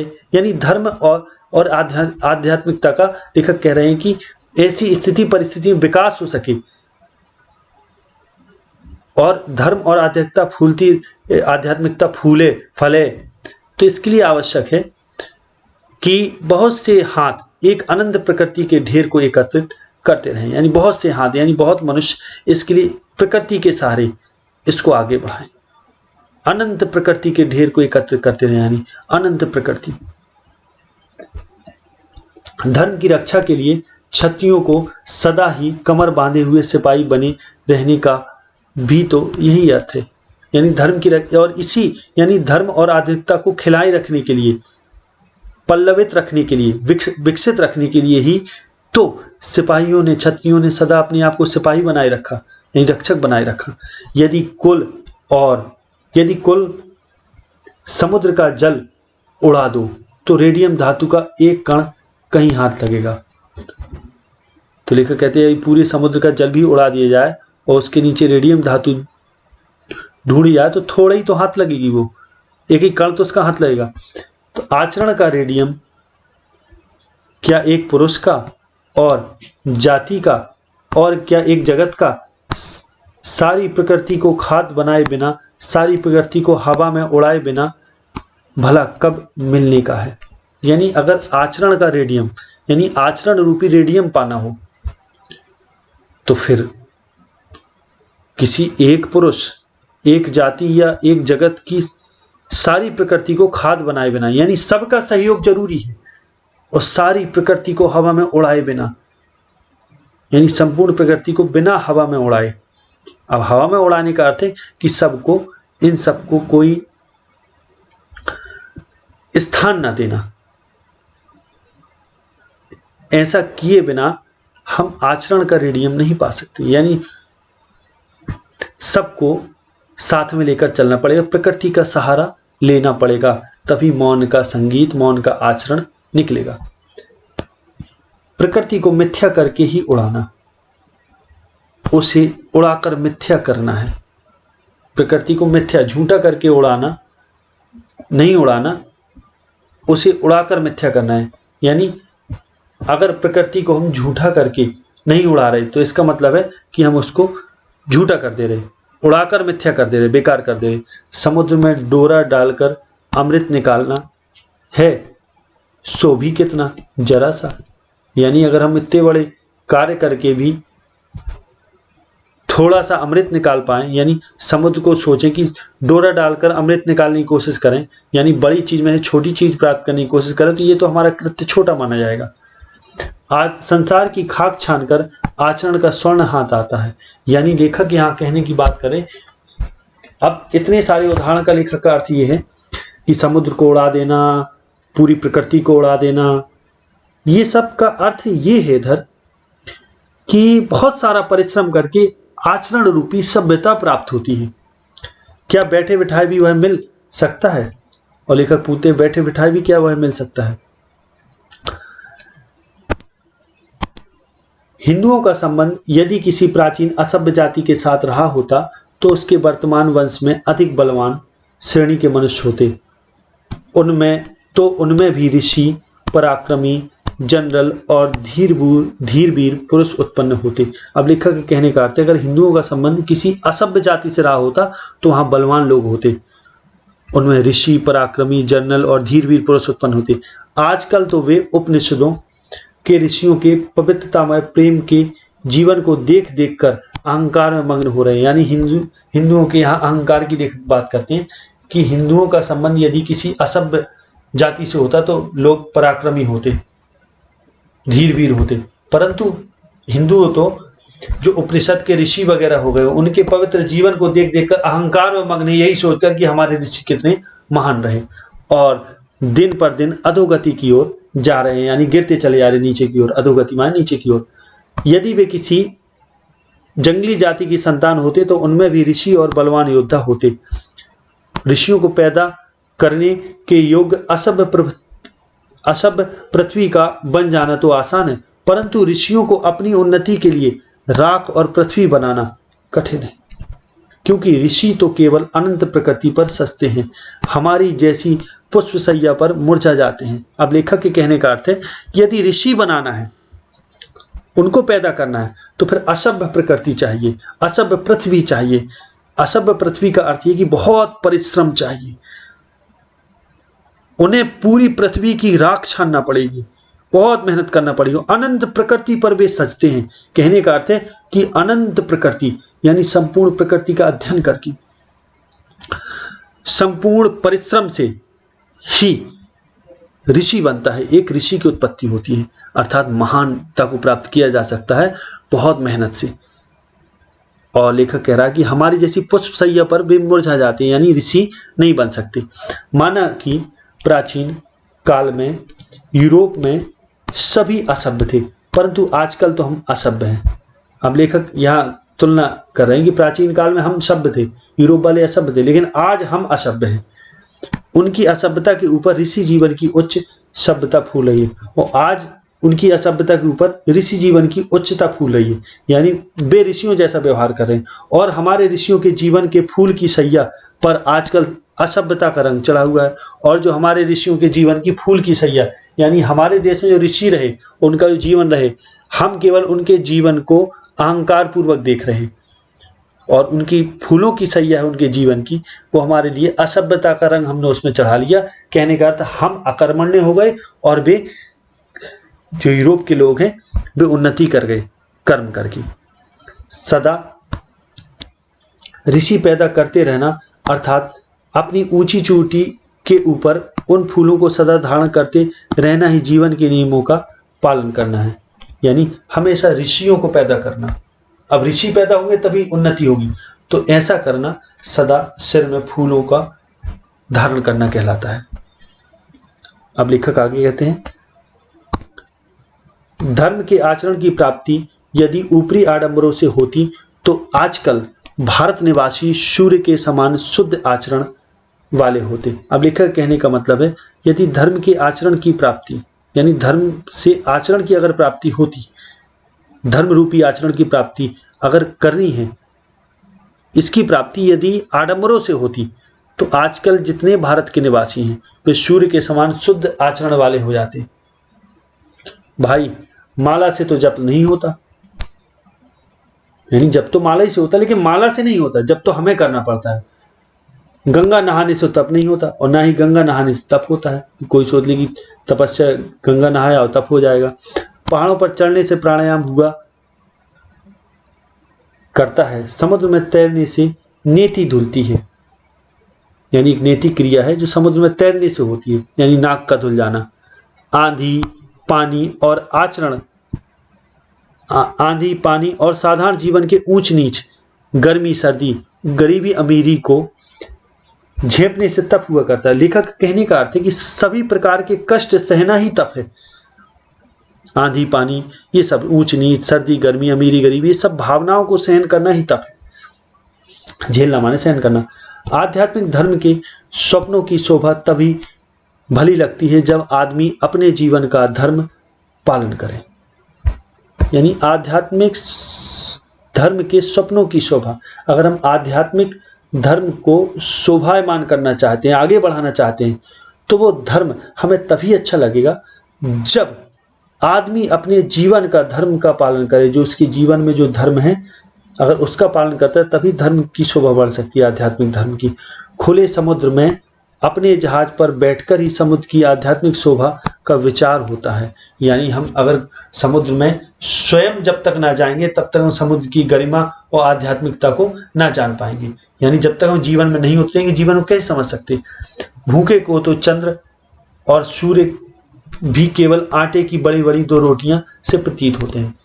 यानी जिस चीज़ की हमें आवश्यकता होती है अगर उससे संबंधित कोई वस्तु है तो वह वस्तु ही हमें वह वस्तु लगती है जिसकी हमें आवश्यकता होती है। यानी कोई भूखा व्यक्ति है तो उसको सूर्य और चंद्र देखे तो वो रोटी के समान ही दिखते। कुटिया में ही बैठकर धूप, आंधी और बर्फ की दिव्य शोभा का आनंद आ सकता है। कुटिया में ही बैठकर धूप, आंधी और बर्फ की दिव्य शोभा का आनंद आ सकता है। प्राकृतिक सभ्यता के आने पर ही मानसिक सभ्यता आती है। अब लेखक कहने का अर्थ है कि हम कुटिया में बैठ के ऋषि बन जाएं और धूप, आंधी, बर्फ आदि की दिव्य शोभा का आनंद हम तभी ले सकते हैं। यानी कहने का अर्थ है कि हम एक ऋषि होकर प्रकृति से जुड़ के ही इन प्राकृतिक वस्तुओं का आनंद ले सकते हैं, क्योंकि प्राकृतिक सभ्यता के आने पर ही यानी प्रकृति से जुड़ के ही मानसिक सभ्यता आती है और तभी वह स्थिर भी रह सकती है और फिर वो स्थिर हो जाती है मानसिक सभ्यता। मानसिक सभ्यता के होने पर ही आचरण सभ्यता की प्राप्ति संभव है और तभी वह स्थिर भी हो सकती है। और मानसिक सभ्यता जैसी आती है तो फिर हमारे आचरण की सभ्यता आ जाती है हमारे पास। यानी पहले प्रकृति यानी शरीर में शुद्धता आई तो मन शुद्ध होगा, मन शुद्ध हुआ तो आचरण शुद्ध हो जाएगा। जब तक निर्धन पुरुष पाप से अपना पेट भरता है तब तक धनवान पुरुष के शुद्ध आचरण की पूरी परीक्षा नहीं। यानी कोई निर्धन व्यक्ति है अगर वो पाप करके अपने पेट को चलाता है तो से उसका अर्थ ये होता है कि धर्मात्मा फिर चाहे जितना ही शुद्ध आचरण क्यों न करे उसका आचरण शुद्ध नहीं माना जाएगा, क्योंकि उसके आसपास गरीबी है और गरीब लोग अपना किसी तरह बुरे कर्म करके पेट भर रहे। तो इसका अर्थ है कि धनवान पुरुष योग्य नहीं है, वो उनको ऊंचे उठाने के लिए कोई प्रयास नहीं कर रहा। उसका शुद्ध आचरण अभी परीक्षा की सीमा में खरा नहीं उतरा, परीक्षा में खरा नहीं उतर पाया। इसी प्रकार जब तक ज्ञानी का आचरण अशुद्ध है तब तक ज्ञानवान के आचरण की पूरी परीक्षा नहीं। यानी कोई अज्ञानी का आचरण अगर सही नहीं है तब तक उसके आसपास रहने वाले ज्ञानी का भी आचरण की समझिए पूरी परीक्षा नहीं हो पाई। और जब तक जगत में आचरण की सभ्यता का राज्य नहीं और जब तक ये चीजें नहीं हैं तब तक आचरण भी जानिए आचरण की सभ्यता संसार में नहीं आई। आगे देखें, आचरण की सभ्यता का देश ही निराला है। आचरण की सभ्यता का देश ही निराला है, उसमें ना शारीरिक झगड़े हैं ना मानसिक। यानी जो ऐसा देश है जिसमें आचरण की अगर सभ्यता है तो उसमें ऐसे देश में ना शारीरिक झगड़े होते, ना मानसिक ना आध्यात्मिक, तीनों प्रकार के झगड़े नहीं होते और ना उसमें विद्रोह है। अब शारीरिक झगड़े माने आपस में शरीर के रूप से लड़ना, मन से लड़ना, और आध्यात्मिक माने आत्मा से संबंधित झगड़े यानी ज्ञान प्राप्ति। और जहां ये सब चीजें नहीं है, आध्यात्मिक झगड़ा ये होता है मन में अपने विचारों से लड़ना, तो ना उसमें विद्रोह है ना जंग ही का नामो निशान है और ना वहां कोई ऊंचा है ना नीचा है, ना कोई वहां धनवान है ना कोई वहां निर्धन। वहां प्रकृति का नाम नहीं, वहां तो प्रेम और एकता का अखंड राज्य रहता है। यानी लेखक यहाँ एक ऐसे देश की बात कर रहे हैं कि जो देश आचरण की सभ्यता का देश अगर है तो वो अपने आप निराला होगा, क्योंकि वहां लड़ाई झगड़े नहीं होंगे, ना शारीरिक ना मानसिक ना आध्यात्मिक, ना उसमें कोई किसी प्रकार विद्रोह होगा, ना जंग होगी यानी युद्ध होगा, ना कोई ऊंचा नीचे का भाव होगा ऊंच नीच का, ना कोई धनवान होगा ना निर्धन होगा। वहां प्रकृति का नाम नहीं और वहां तो प्रेम और एकता। प्रकृति का नाम होने का अर्थ भौतिक पदार्थों में कोई विशेष महत्व नहीं होगा, बल्कि प्रेम और एकता का अखंड राज्य होगा। तो जिस प्रकार जिस समय आचरण की सभ्यता संसार में आती है और जिस समय आचरण की सभ्यता संसार में आती है उस समय नीले आकाश में मनुष्य को वेद ध्वनि सुनाई देती है। यानी नीले आकाश में वेद ध्वनि सुनाई देने का अर्थ है देवता भी फिर गुणगान करते हैं। यानी पूरा आकाश वेद ध्वनि से गूंज जाता है। नर नारी पुष्पवत खिलते जाते हैं, और नर नारी का पुष्पवत खिलने का अर्थ है उनमें प्रसन्नता आ जाती है, उनका विकास होता है हर प्रकार का। प्रभात हो जाता है, प्रभाव का गजर बज जाता है। गजर माने होता है घंटी, गजर का अर्थ होता है घंटी, यानी घंटा ध्वनि होने लगती है, सायरन बज जाता है प्रभाव का, यानी प्रभाव आ जाता है मनुष्यों में। नारद की बीड़ा अनापने लगती है, नारद की बीड़ा भी बजने लगती है, संगीत फूटने लगती है। ध्रुव का शंख गूंज उठता है, और ध्रुव का शंख भी गूंज उठता है। प्रहलाद का नृत्य होता है, शिव का डमरू बजता है। कृष्ण की बांसुरी की धुन प्रारंभ हो जाती है, यानी वहां हर जगह आनंद ही आनंद हो जाता है, आनंद ही आनंद। और जहां ऐसे शब्द होते हैं, जहां ऐसे पुरुष रहते हैं, वहां ऐसी ज्योति होती है, वही आचरण की सभ्यता का सुनहरा देश है। लेखक कहने का अर्थ है जहां ये सब चीजें हैं, वही समझिए आचरण की सभ्यता का सुनहरा देश है।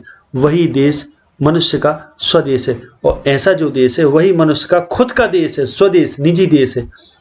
और जब तक घर ना पहुंच जाए सोना अच्छा नहीं, चाहे वेदों में, चाहे इंजील में यानी बाइबल में, चाहे कुरान में, चाहे त्रिपिटक यानी त्रिपिटक बौद्ध धर्म से संबंधित है ये, चाहे इस स्थान में चाहे उस स्थान में, कहीं भी सोना अच्छा नहीं। यानी सोना जब तक घर तक ना पहुंच जाए, यानी कहने का मतलब जो भी चीजें हैं वे हमारे आचरण में अगर नहीं है तब तक उनका कोई कीमत नहीं। फिर वो चाहे बाइबल में हो, वेद में हो, कुरान में हो, त्रिपिटक में हो, कहीं भी हो, उसका कोई अर्थ नहीं रखता जब तक वो आचरण में ना जाए।